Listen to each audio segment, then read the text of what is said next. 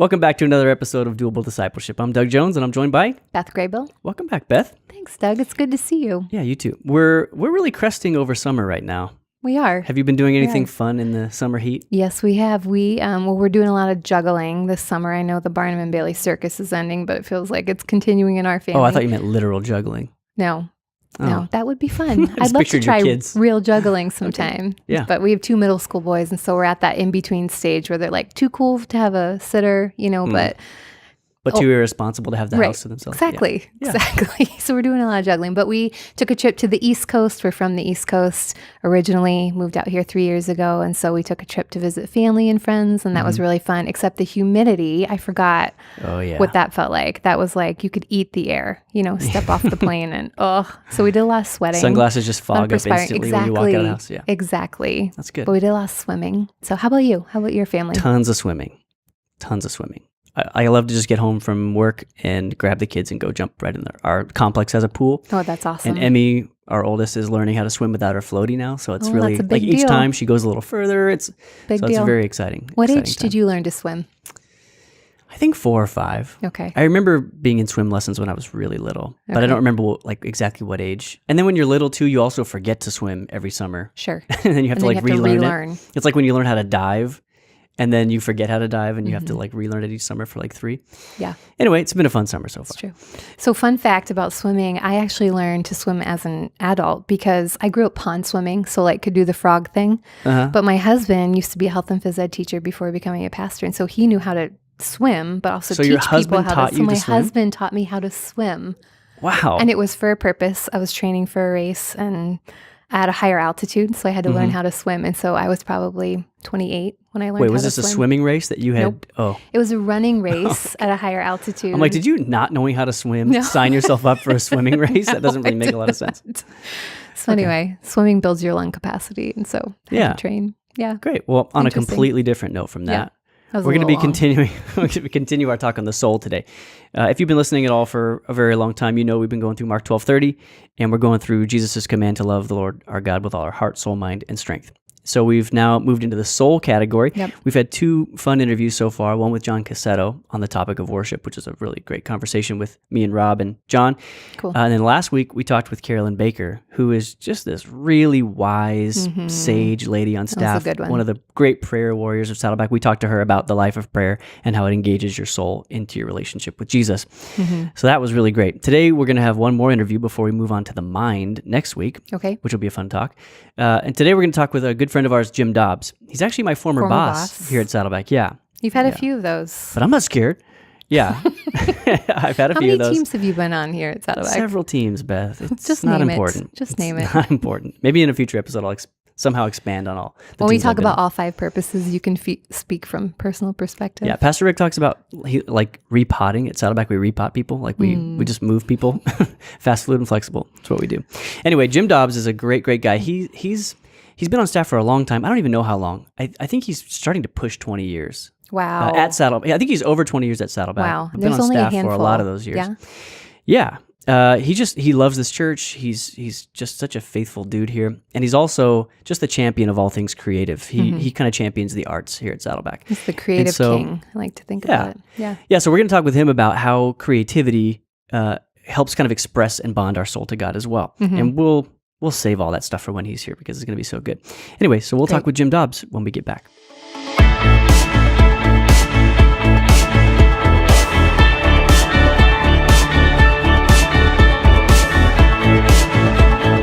Welcome back. We're here with Jim Dobbs. Hey, Jim. Hello. Thanks for joining us today. Good no to see problem. you. No problem. Thanks for taking time out of your Thanks, busy Doug. busy schedule. Yeah. Let's just start off by helping our audience get to know you a little bit. Can you tell us a little bit about your background, how you came to Saddleback, et cetera, et cetera? Sure. Was in the marketplace before. I came to Saddleback. I was a corporate art director, designer before that, creative director, and then through some God movement, that sounded weird. I was the doors flung open to come into ministry full time.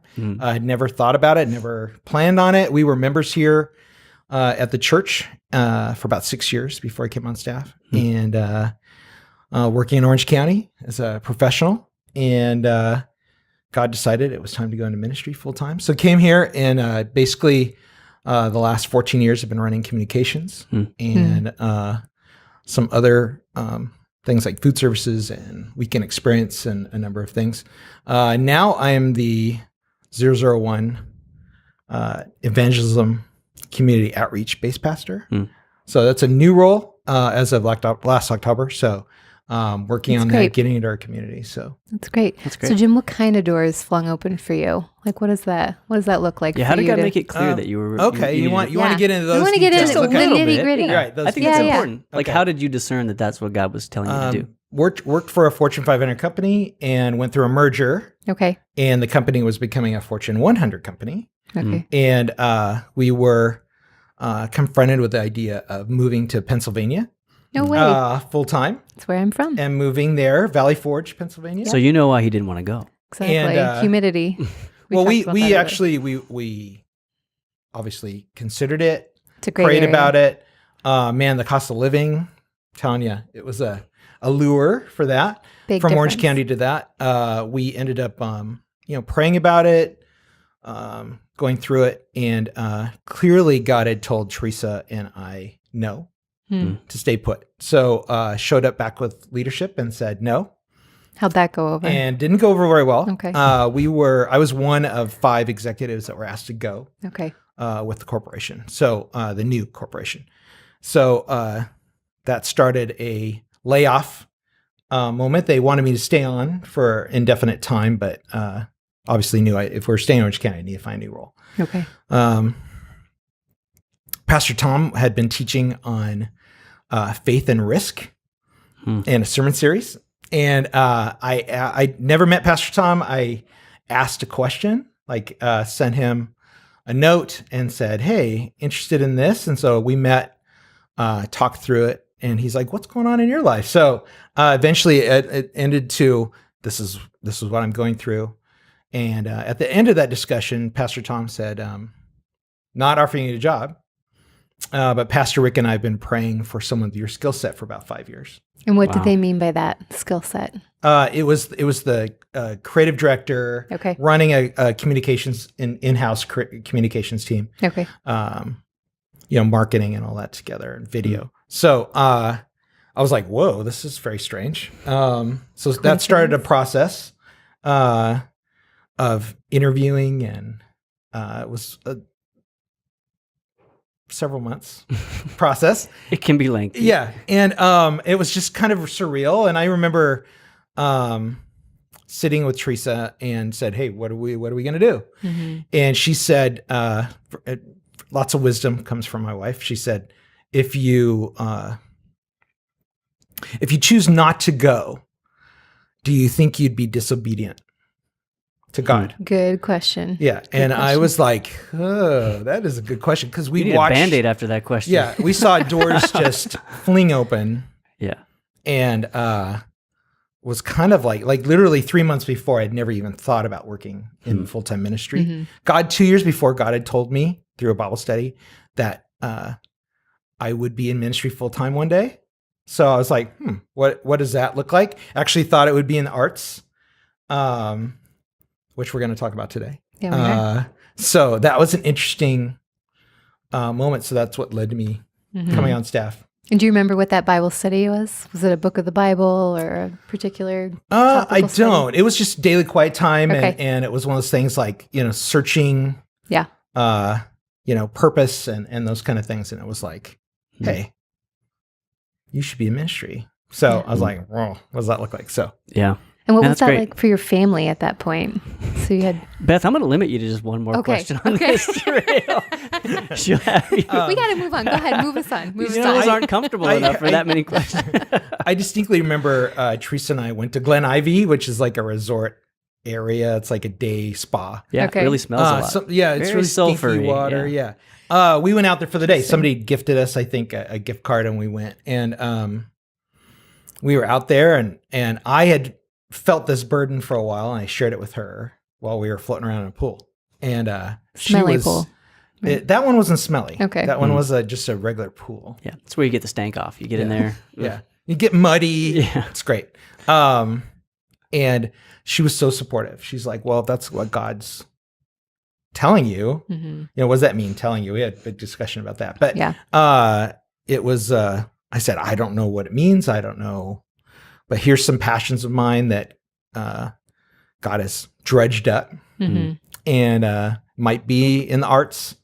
And so she was like, let's go, whatever that looks like. Let's walk through that together. So that's awesome. That's great. Yeah, that's awesome. That's great. And your job is at Saddleback has really always contained a creative element, but it seems like that's even gotten to crank up even more in recent years, wouldn't you say? Yeah, I would say like last 6 years, I've been kind of the look and feel pastor, involved with, environments and how things look, even before with staging. And before now, they're doing a much better job than I was at it now on John's team in worship arts. But, it was always one of those things that just kind of seemed like it came around my way. I remember Pastor Rick saying, hey, well, Jim, he introduced me one time as he's our look and feel pastor. And I went, oh, there's a new title, There we go. And so God's blessed in that and allowed us to approach that. So That's great. So talking about creativity today, one of the ideas that comes to mind, we're talking about the soul. So we're talking about how creativity can kind of help express our soul, our love for God, and lots of different facets to that. But one thing we know is true is we're made by a creator, right? And we're made in the image of that creator. So those two things we know are true. God has demonstrated his creativity, and he's said that he's made us in his image. And so in a sense, all of us, whether we see ourselves as like creative types or not, we're creators in a sense. We're makers. Absolutely. How do you see that playing out practically in people's lives? Like just thinking of the spectrum, God's made lots of different kinds of people, and yet we all still are made in his creative image. What would you say about that? Yeah, it's interesting. I believe this wholeheartedly, that we're all created in his image and that we are all creatives. You'll hear that though in the church setting, in out in the world in corporate. Well, the creatives, the creative team, or They're I'm a creative artsy. or whatever. Yeah. And I think that's actually a fundamental breakdown, I think, in how he sees us. And so when I hear people say that, well, you're an artist or you're creative, I'm not creative. I don't have a creative bone in my body.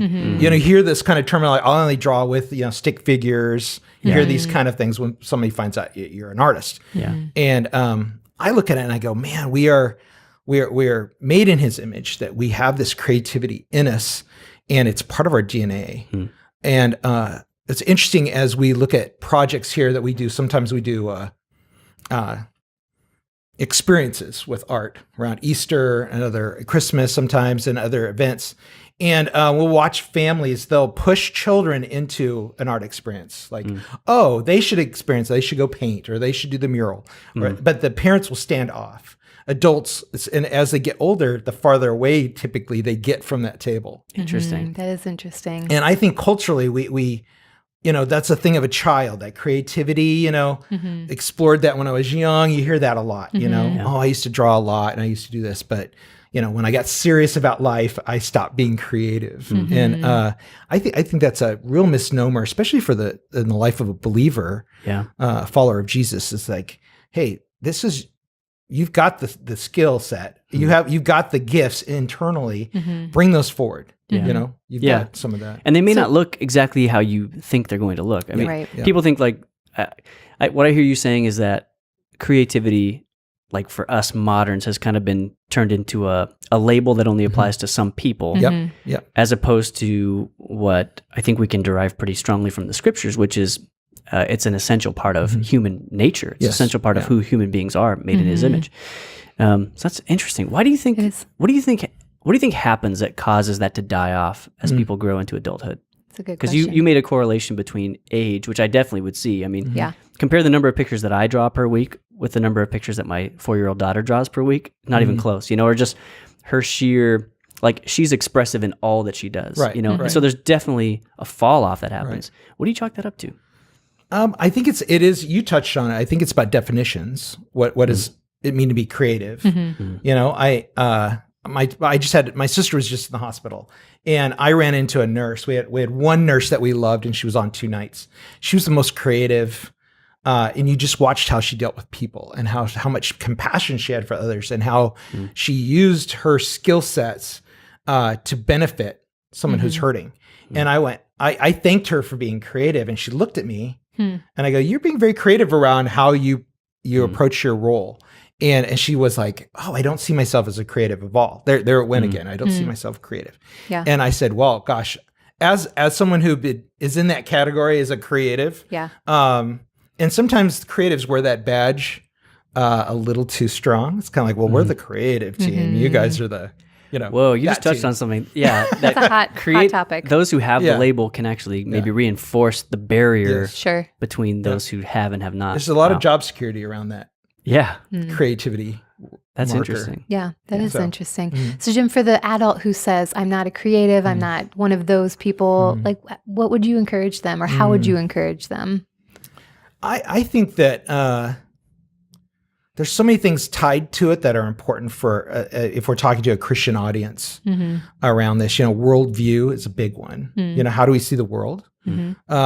If we're just moving from A to B, like I have the job Monday to Friday so I can be in the weekend and then enjoy life. If that approach, that view of how society works is a flawed view, you end up being less creative, I believe, at times, right? It's means to an end, maybe. Yeah. Even in creativity. And I look at it, if we are to be in like Christ, be in God's image, we should be creative and be thinking about how creative can I be in what is put in front of me. Pastor Rick talks about contentment and where God has you. If you're fruitful in what you're doing in your work and in your ministry, how creative can you be around that? Creativity abounds. It can be, I think, anywhere. And it's, from like my wife's one of those that'll say she's not very creative. It's like she's married to an artist and Right. she says this, but she's such a great cook. Amazing. And her hospitality, her gifts of hospitality, very, very, she hardly uses recipes anymore. You watch this happen and you see a gift. I mean, people come to her and go, well, I want to show me how you do this. That's a very much of a sign of creativity. A person is creative. If someone's looking to them for an example of, hey, I see you doing this. How are you doing that? It's different. Yeah. I'm just not looking at a recipe that I found online and making something. Yeah. Yeah. So worldview and leaning into gifts. How about this how do you help an adult recover this sense of creativity that they experienced as a child? Yeah. I believe in finding time for an outlet like that. Right. If you have a job that you feel like you can't be creative in, I'm sure there are jobs that are pretty confining and those kind of things. And if you're a mom of 6 and a lot of your time is taken up with being maybe creative around raising kids and doing this kind of stuff, or, an attorney or do these things and there's confinements around of it. I believe if we stifle that creativity side of us, we're not being like Christ and like God in those moments. And there's something inside wanting to get out. You look at the culture currently, and there's a lot of you see Groupons and things for wine and painting or ceramics. I mean, and you see these adults or community college, and they're full of people trying to experience something in a creative way. So I think that for somebody who's like, as a child I was that way, I think a lot of it's in how we raise our own kids and that creativity around. Well, when do we shut that down? Our culture will do that. Like when money gets tight in schools, they'll take away the arts, right? There's things that we tend to value differently and say, hey, academics are the most important. Or sports or stuff, but we're going to take away the arts, music. We're going to pull those things away. I think it develops a person holistically better when they have those things engaged. I think we do that to ourselves as well. We like as soon as our personal time or money or whenever resources become scarce, we then pare back what we do. And so like if things are tight, I'm going to be focused on things that will get me where I need to go or get me back to a place of security, that kind of thing, rather than still carve out the time to, express and to do things that really give life to me at the soul level. Yeah, that's I huge. also hear a correlation between this childlike creativity and then the Bible talks a lot about childlike faith. You know, I think as we get older, I know for me, I become more serious or more contemplative, but childlike faith really is just to love and to Right. accept and to acknowledge. And so to me, I'm just hearing this in our conversation, this correlation between this childlike creativity where we're exploring and Right. and making sense of things. the joy of making without Right. self-consciousness. You know, Right. like without all the baggage that Yep. that we adults slather onto stuff, you know? Sure. Or like baggage around creativity. It's like, well, how competent are you? Right. Are you good at it? Right. Is it worth hanging on the wall? Is it something that I can, go to open mic and sing, or I don't have a very good voice, or all these, we come in, it's a performance-based thing. Sure. Yeah. And I think that's it's culturally very strong in this area, right? It's about, hey, well, how good are they? We have shows on TV about the best singers, and we vote off the bad ones. We buzz them. Right. So I sit and go, Give them the gong. Drop them. and so those are the big challenges, and they're here. Those aren't something we're going to do away with. Yeah. But I do see that as when you define being creative as a disciple of Christ, what does that look like? And it's like, is it for your own purposes? Is it for how you look to others? Or is it an act of worship? Is it something that, hey, this is the way, I don't particularly have a great voice, or so I'm not going to be in the worship choir band at my church, or I'm not going to, I don't have a desire to do that. But so this is for myself. Sometimes I think people think soul care is just for them. And certainly there's a part of that is for them. That expression, learning something new, getting your hands dirty, when you talk about arts, there's so many different avenues for that. I think can we just maybe once and for all just expand the definition of what creativity is a little bit? I think part of what we've touched on, like when you talked about, I think it was a nurse that you referenced to it, had found creative ways to render care to people. I think we talked about this with John Cassetto, how, for example, the notion of worship has gotten very tightly wrapped up in the concept of music. Really narrow. So music is worship, worship is music, and those two things have become so bonded that it's hard. We have to like really push people to think of worship spilling over those boundaries. I think artistically we do that as well. Like for sure. we kind of like we kind of confine the arts to fine arts and music and that kind of stuff, to certain sets of like certain mediums, that kind of thing.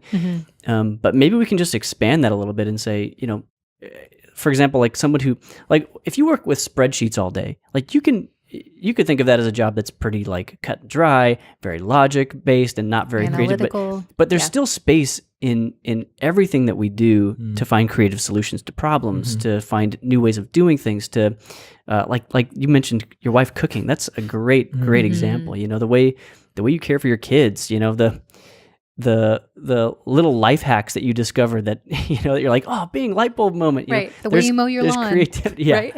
Like I had this light bulb moment where I was like, I am a creator.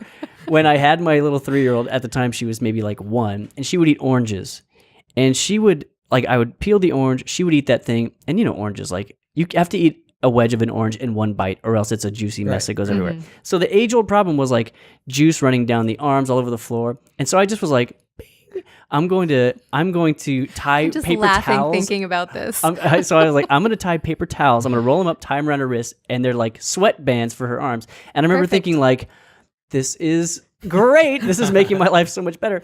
And so for me, that was a moment where there was this little spark of creativity. It was fun, and it was very pragmatic. So I didn't go, I have this idea for juice wristbands for my kids. I'm gonna go paint this, or I'm gonna write a song about it. I just did the thing, and it was just this little moment where I was like, it was gratifying for me. It was pragmatic, and I think there are opportunities to do that in every line of work, in every aspect of life, regardless of whether you consider yourself a creative in the what's now become the traditional sense of the word. Absolutely, yeah. Jim, how would you say that we creatively connect people to God here at Saddleback Church? Like, what does that look like for you in your ministry area and for us as a church? About 6 years ago, we started an arts ministry that currently is called Saddleback Visual Arts. So it was when you talk about John and worship arts, he and I talked about this a lot. It's like there's a certain channel that's a necessity, right? Around worship as in music for the weekend or for an event or for the things that we do. That is absolute necessity, and it's definitely the given, right? But where are those other areas? And we found that there were people that don't fit quite that criteria, that mold to what that is or what that should be, that were kind of going, wow, I'm just not feeling fulfilled or valued or at church or in culture. And so we made a spot for that. We started out very humbly. But it was it took a staff person, a little bit of budget and a place. Places was really important. A lot of people that would consider themselves creatives, they create in a vacuum, and we believe in community. So one of our big goals was create community for people that are kind of like-minded. So people, and then we find people that are kind of peripheral that was like, well, maybe I was creative in college or, I took an art class years ago and I loved it. And, but then life got busy and I don't do that anymore, or those kind of things, or I'm very craftsy, all these different niches of creativity, and we see culture building things around it like Pinterest and things that Etsy, right? A huge one, outlets for people to express and sell their creativity, but even places like Howls or like all these house design apps. Right. Yeah. And so we look at it and I think it's a natural expression. So it's giving an opportunity. I told Pastor Rick before we started the ministry that we run artists out of the church. And he's like, whoa, I love art. I don't do that. Give me an example how we do that. And I said, there's no expression for them other than through music, being in a choir or being in these, and those are great. They're awesome. But, there's no other outlet that is something that says, hey, that's something that this church values. We value creativity. And based on those things that we talked about being, God as the capital C creator, and us as the little c creator, the makers, that kind of stuff. And like we have an artisan ministry now that's like a woodworking ministry that builds stuff. They, we'll task them for that. And sometimes they partner us on art projects. They can come alongside artists that are in the ministry to build an apparatus to hang something on, or, so they're being fulfilled in this desire they have to work with their hands and those type of things too. So to me, it's really those opportunities. A great example, we have a woman named Judith that's in our ministry. She's one of our leaders, and she's been through a lot of hardships lately. In the last couple of years, she was in an accident, had to stop working, and she's going through this process. Well, it plopped her down in Orange County, and her sister, where she came in for care, is a member of our church. And Judith, at her former church, they had this card ministry where they would come together and they'd make cards for people, encouragement and these kind of things. Well, she showed up with Jason and I was like, hey, I want to start. It was awesome at my last church. We want to start this cards ministry. And we're like, this doesn't fit in our creative slot of things. But all of a sudden we saw it gain, like people, it was an entry point for people that are like, hey, I'm not too creative. I don't have the skill set. It's an entry point for them. And they meet twice a week now. They come in and they're creating cards. They're going to the Peace Center. They're, they're doing ones for military now. We're partnering with our military ministry, and it's encouragement, right? And it's like a little artistic thing, scripture on the inside, a personal note. That's cool. And it's like they're free. Here they are. It's such a. I love the throughput for it because it's like coming in, being creative, and then releasing it. And there's this and so the value is there can be high value of that, but low cost, low ability for people. And then they're now asking us for like, hey, we want to have some training around pastels, or we would love to improve our skill sets around this, but it has a direct correlation to the Peace Center, to military ministry, to we're now looking. I always believe in when God shows up with people, our job is to facilitate the desire and the need to do something with it. I had that happen about 10 years ago with our PIX ministry. We started this PIX ministry with 7 people in it, photographers. So it's Photographers in Christ Service is what PIX stands for. Okay. And it was like, we were doing all stock photography and communications and all this stuff. And they were like, whoa, you're spending all this money in stock. Can we do the photos? So we did some training. They had these, and they were doing peace trips and baptisms. And, now you see it every time we have baptism, somebody gets a photo. It goes in a very practical uses of creativity and somebody's skills. And it's great. And it's funny, all of a sudden, as the leader of that PIX ministry, a staff leader, and we had a volunteer leader as well, it just started swelling. We're having these monthly meetings. Then we started a monthly meeting. And within a couple of years, we had 180 people come in these meetings. Wow. And it was like, okay, God, what are you doing? This is, I don't have head of communications. I'm like, I don't have outlets. For We need more bulletins. Right. More photos, More and all events. this stuff. But that actually was a catalyst to doing more candid photos in our bulletins and stuff. We redesigned our bulletins. Cool. And Pastor Rick was like, make the big church small. So that photo ministry became a way to make the big church small, because every week we had new photos that were from the week before. And people were like, they'd open it up and look, they're trying to see, hey, look what's going on and seeing what's happening. And that was just one of the outlets that we had. And that's neat. And so I see that happening now with the card ministry. I see, okay, God, what are you doing? Because this isn't my idea for it. It wasn't on our agenda. It wasn't on our spreadsheet of what to do this next year in arts ministry. But we're seeing it grow. And they were meeting the other day, and there's like 12 people in there. And I was like, holy smokes, they're cranking out cards. They're like, Jim, here's this big stack of cards. What are we going to do with these cards? And awesome. they're improving. They're different styles. They're doing categories now. Great. It's neat to see. So that's an easy way for somebody to spend a minimum amount of time. And they can gain some skill set as well as camaraderie, community. I walked by the studio, and they were in there praying. They're praying over the cards, and they're praying for each other. And I went, that's community, right? That is making the big church small. That is giving those people a value to what they're doing, and blessing others. Yeah. So Jim, real quick, what else happens in the studio on a weekly basis? Every third Thursday, we have a official gathering. So we all come together.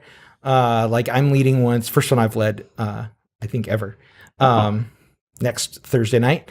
And it's, we're bringing in a group called Alabaster, which they're USC grads who are young guys who are like, hey, we feel called to bringing a new visual look to Scripture.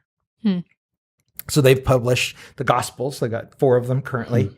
And one of the guys is a film guy at USC. And he's done photography that parallels Scripture. Very clean design. The way it's bound, it doesn't look like a Bible, but it's God's word with visuals that are photo representative of what's in the story. And so they're going to come. They're going to talk about our process. So that's something. So we like to give examples of what real people are doing out in the world. Sometimes it's somebody from missions who will come in who's a photographer. Sometimes it's we do some workshops as well. Like we did a ceramics workshop on raku, right? And we all get our hands dirty, be a part of a process, couple week thing, and then we did a firing in there. So we have ceramics, of painting. ceramics, not people, right? Firing. Yeah, of no ceramics. firing of people, and no fire. We had fire, but nobody caught on fire, which is a good thing. Very Babylonian. And so we're very focused on, we do a lot of teaching around what we're talking about here today. It's soul care, creativity, and what does it look like? How do you see yourself in God's economy? How do you, because we believe that's a very important part of seeing yourself as an artist, as a Christian, as a creative, is like, how do you see God? So worldview, how do you see God, and how do you see yourself? We do art for healing. In there as well. We do special events. We've got some certified trainers now that have actually gone to like Chapman College and gotten certified in this. Wow. A woman in our church developed this whole curriculum maybe 10 or 15 years ago. And now it's an actual curriculum, taught it. Okay. You can get certification through it. And we've got probably 5 or 6 trained I don't want to call them therapists, but they're art for healing facilitators. Okay. And so they'll bring in smaller groups, and we do a lot with our pastoral care team, where they'll bring in people struggling with suicide or a number of things. The last mental health conference we just had on that Friday, they did 70 some people signed up for it, and we did like 4 different little hour long. You go out and you're using these would not be people classified as creatives. Like, this is only for the artists, but we have artists come around and help them go through a process with paint and express emotions and there's scripture involved, and there's all. It's like so cool. It's actually an answer to prayer. That's sweet. In our ministry. So what are some simple ways that somebody can, whether they think of themselves as creative or not, how can people begin to express their love for God, express the contents of their soul, just in simple ways, just day to day, just in life? To me, it's hard sometimes for me to answer, because as a very young child, I was the doodler in church, right? I was on the bulletin, I'm like drawing, and my mom would date them all and keep them. It's scary. Wow. But I have all these, so it was a natural part of who I was, in a vein. So she was like, creativity. on this day of this year, Jim wasn't listening to this message. Right. I think, way to go, Mom. Like, Interesting. That's Yeah, she really insight. nurtured I that. know. There's a great TED Talk on doodling Yeah. that talks about how people that doodle, it actually helps them focus and retain. Where a lot of people think they're distracted and doing something else. Sure. Very, very good to watch that TED We Talk. do our fair share My of doodles doodling. when I was a kid in church, I don't think they were that really philosophical. It was like, True.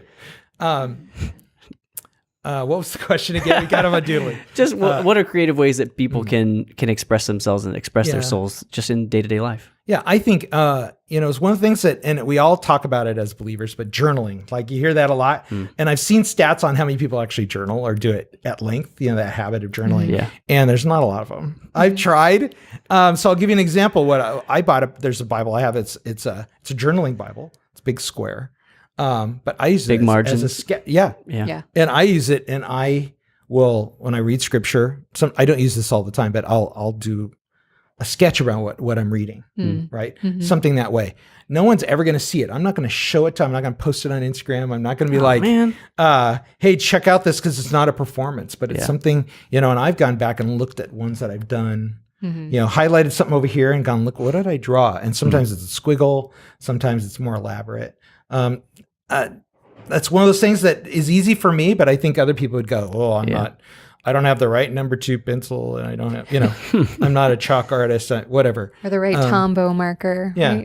Right. My thing is approach ministry that you're in or something around. If you have a desire to be creative, if somebody doesn't, I don't think we should force them to do it. Sure. It's maybe not their shape, right? But I think you can be creative around, like Pastor Rick says, when you take notes, there's the reason we take notes in church, you're retaining much higher percentage of what you're retaining because you wrote it down. And I'm like, man, if you're journaling around a daily quiet time, if you're, thinking through your day about this and make a note and draw it, or those kind of things, graphics, right? Infographics. I have a friend who's an artist. He does it professionally. He makes bank, and he's the most amazing infographic. Like, you can give him, like, I have this idea. Can you make that into a visual? And he's so good at it. Those kind of things, like processing that visually, that visual way. Right brain, left brain, all that gets into this. There's tests online. My daughter took a test the other day. It was like, she thinks she's very right brain, like Dad. And she went and she was kind of split. And she was like, I was so depressed because I was like left and right. But it shows she's got analytical skills and stuff as well, and processing as well as that creative side. I think it's a good thing for everyone to relax sometimes and just do something that's fun. When you got kids around, it's easier, right? You were talking about your daughter and making cufflinks out of paper for sometimes it's trippy mandatory oranges. Drawing. She's like, Dad, draw with me. I'm like, oh, okay. Right. And remember that it's not about performance, right? I'm not going to post it on the fridge. I'm not going to, you don't have to do that. Maybe it's just for you. Maybe it's just for God. It's something that you're thinking about, and you're like, hey, I'm going to try this and I'm going to do it for you and for those reasons, not for myself. Yeah. But you are doing it. It's both. Yeah. Yeah. You know, I'll go through periods where like this dry spell where I'm too busy. I'm not being necessarily creative. I'm not in those tangible ways like drawing or whatever. And it dries you up, Yeah. you know? And I think having those expressions, I think that's why those Groupons and all those things do so well. Is that they're like, oh, it's causing me to think differently. Get down on the driveway with your neighbor kid and do chalk. You know, you always walk by, especially summer, and you see the chalk drawing or something. Like 4th of July, you know, that kind of stuff. Hey, get out there and just like experience some creativity around those kind of things. Yeah. I believe looking at God's creation is a major inspiration. I believe that when we get outside, you know, people always say like, well, it's God's country. We went to Colorado or Pennsylvania or wherever. Or Wyoming or Montana. And those kind of, and I sit there and go, whoa, if we look at it through the lens that God created everything, okay? And he's created us to make things, right? If you think about that, he's the model. Right. And even the tangible, like this table, we see this stuff and there's wood here, but some artisan took this and put it together and did this so we could have a nice backdrop here, you know, that kind of thing. It's like we take so much for granted around this stuff. And I think it's something that we all want to be. I hear that a lot. Oh, I wish I was creative. Right. And my thing is just step out and find something that interests you. And step into it a little bit. Yeah. Maybe it's word art, you know, that's very popular right now around scripture and sayings and quotes and that kind of stuff. Step into that. Yeah. Try it. Don't show it to somebody and post it. You know, look at what they're doing and see how they're doing it. Like there's a bunch on the internet that you can see and people are doing great jobs at it. Yeah. Yeah. It's a good word. That's good. We got a little bit of time left. Just quickly, can you tell us about some books that have been inspirational for you or kind of helped you in this area? I do a lot of reading around this topic. Big ones that I can pick up right off the bat are like Erwin McManus's Artisan Soul. That was a surprise book for me. I thought it was going to be for artists. You know, it's like, oh, the art book, because you see that, you colorful. See artists post it. Yeah, and I love he takes you down this journey. Actually, a lot of it's his own journey around being creative and defining what we're talking about here with God and the image of God and creating the image of God and being creative and being an artisan. He talks a lot about artisan. There's all this tension in the art world about artisans versus crafts versus high art. Yeah, all these things. And I sit there and go, let's remove that stigma around that stuff and just Not enough to have labels. You got to have sub labels. Right. And Break other it down ones are even higher further. than others, you know? Yeah. But our culture drives this stuff. We have to fight it. Yeah. You know, one thing for the church, you know, I think Christians should be investors in art. Now that might be a different different idea, but I found myself falling this role. Like, hey, I'm on eBay looking for like cheap art that I like. You know, how cheap can I get it? You know, it becomes this commodity. Yeah, and it's like, hey, think about somebody. You know, do some investigation. You know, we were talking about. You know, Rembrandt and this kind of stuff, and it's like having a print. Like I have a print in my office that.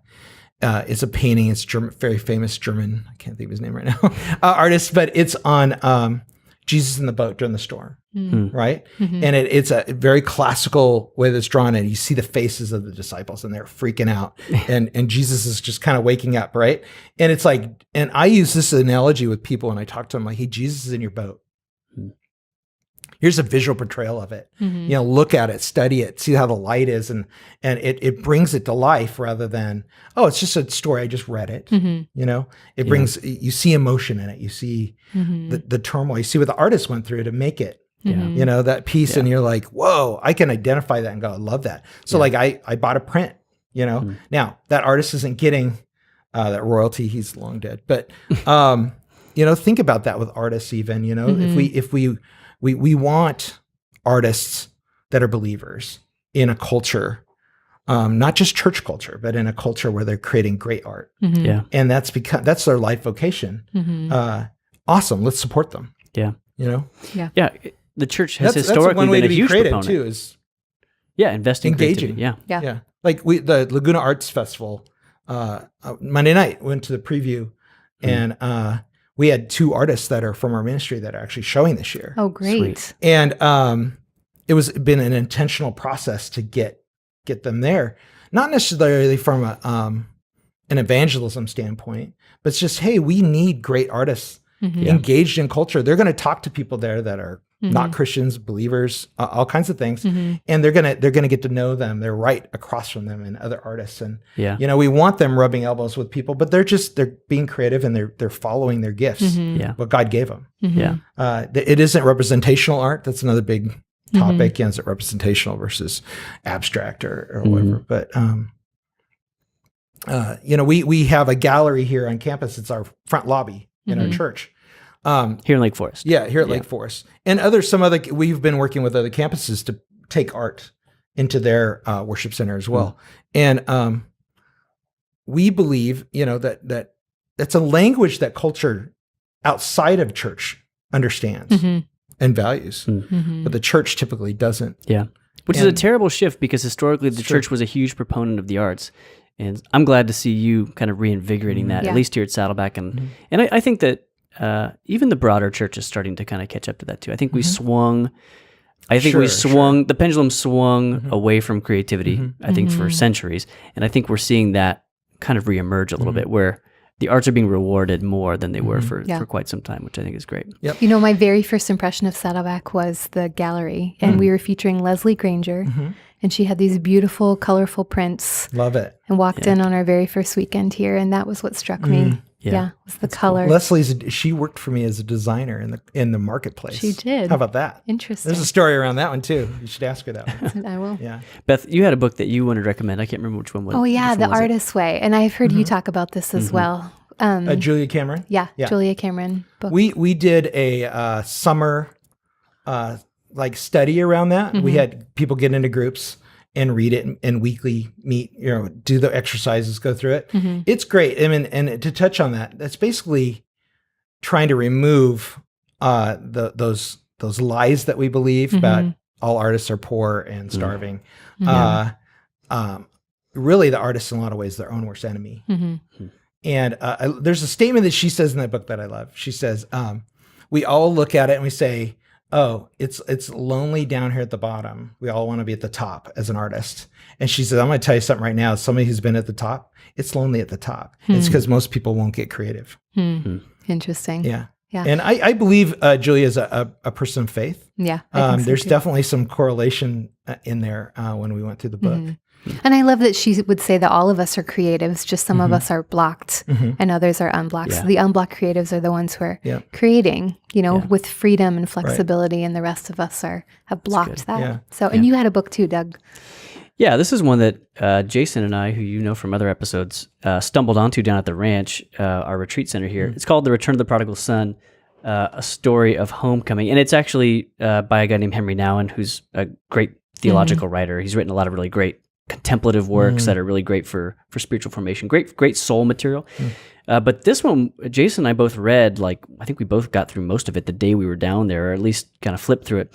But he basically takes this great work, this Rembrandt, The Return of the Prodigal Son, and he talks about this chance encounter that he had with this work while he was, I can't remember where, but he kind of got in front of this piece and he was just struck by it. And so this book is basically a reflection where he talks through the story of the prodigal son, and he talks about his the impressions that he received in looking at this work. So this is one that I highly recommend for somebody who. I'll tell you what I loved about this book is it helped me to look at a work of art and to start developing eyes that help me extract meaning from that. So he just takes this and he gets down into really the fine details, down to the really granular level, and he talks about just some of the really powerful stuff that's kind of contained there. So if you're a person who doesn't think of yourself as a creative, or you don't look at a work of art and instantly just start thinking of wow, I'm just hit with this rush of emotion and I'm just struck by all these nuances and stuff, and you don't really have eyes to see that stuff, something like The Return of the Prodigal Son by Nouwen is great, because you can it's almost like interpreting art with some training wheels. It's like someone else helping you see some of the richness in this piece. Yeah. And I think it helped me to see works of art differently. So I would recommend that as well. We better let you go, Jim. Thanks All right. so much for being here with us, man. Let's do it I again. really appreciate it. Great We will. We'll have you conversation. back. Yep. All right. Thanks for watching or listening. We'll see you next time.